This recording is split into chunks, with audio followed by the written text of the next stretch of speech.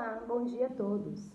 Nós chamamos esse momento de obras póstumas dos escritos de Kardec e o intuito é, de maneira muito rápida, trazer os ensinamentos dessa obra. No vídeo de hoje, nós encerramos a parte em que Kardec deixou, de fato, vários papéis íntimos. Aqui não temos mais comunicações que ele ia relatando ao longo dos seus estudos espíritas, mas sim anotações realmente íntimas. Kardec diz que fora da caridade não há salvação e que esse é um princípio que para ele é a mais simples das teorias e que ele tenta sempre colocar em prática. Ele diz que faz o bem quando permitem as condições, que ele presta os serviços que ele pode e que os pobres nunca foram enxotados da sua casa, nem foram tratados com dureza. Pelo contrário, sempre foram acolhidos com benevolência. Diz ainda que nunca lastimou os passos que deu em favor de alguém. Muitos pais de família ele ajudou a tirar da prisão. Diz ainda que não importa a ingratidão ou o mal que lhe façam, ele sempre tenta retribuir com o bem. Diz que a ingratidão é uma das imperfeições da humanidade e como não há ninguém que seja isento dela, é preciso relevar aos outros para que a nós também seja relevado. E assim, quem sabe, poderemos dizer o mesmo que disse Jesus: o que estiver limpo de culpa, atire a primeira pedra. E na sequência, os escritos de Kardec relatam um projeto que ele se propunha a fazer no ano de 1868. Ele dizia que um dos maiores obstáculos à falta de unidade na doutrina eram os obstáculos à sua propagação. Diz ainda que se a doutrina do Cristo deu lugar a tantas controvérsias e se ainda hoje é tão mal compreendida e diversamente praticada, é porque Cristo se limitou ao ensino oral e os apóstolos não ensinaram, senão princípios gerais que cada um interpretou segundo suas ideias e interesses.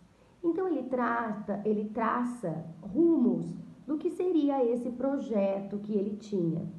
Primeiro ele coloca um estabelecimento central, algo que seria para ele mais urgente, ter um estabelecimento que fosse situado de maneira a receber todo tipo de público. Não precisaria ter luxo, mas as pessoas distintas não poderiam se sentir constrangidas ao entrar nesse estabelecimento.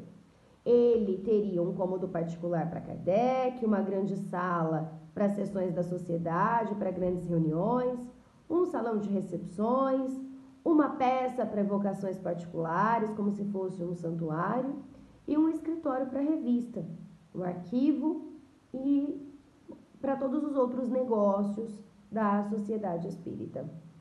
Nesse estabelecimento, teria-se um curso regular de espiritismo com o intuito de desenvolver os princípios da ciência e de propagar o gosto pelos estudos sérios. O curso teria a vantagem de fundar a unidade de princípio, de fazer adeptos esclarecidos, capazes de propagar as ideias espíritas e de desenvolver grande número de médiuns. A revista teria um desenvolvimento maior, quer quanto ao número de páginas, quer quanto à periodicidade, que seria, então, menos espaçada. Além disso, haveria viagens. 2 ou 3 meses do ano seriam consagrados às visitas aos diversos centros para imprimir-lhes boa direção. Se os recursos permitissem, votar-se-iam fundos para certo número de viagens a missionários esclarecidos e de talento que se encarregassem de espalhar a doutrina. Alguns anos bastariam, segundo Kardec, para adiantar em séculos a doutrina espírita. Observamos, pelos vários estabelecimentos que hoje no Brasil se disseminam e já existem, a ideia de Kardec colocada em prática. O que seriam essas viagens, senão os tantos palestrantes que se dedicam a espalhar a doutrina espírita, não só no Brasil, mas em todo o mundo? O que seriam esses estabelecimentos, senão centros espíritas, em que cursos semanais gratuitos são oferecidos para a propagação dessa doutrina? Que nós, então, nos peguemos a esses pequenos detalhes para dedicarmos os nossos dias ao estudo da doutrina e, especialmente, à aplicação de tudo aquilo que aprendemos e que já aprendemos há tanto lá com os mandamentos de Jesus.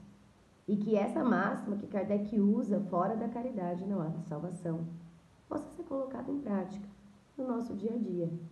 Não deixando de praticar o mal, mas praticando o bem. Uma boa semana a todos.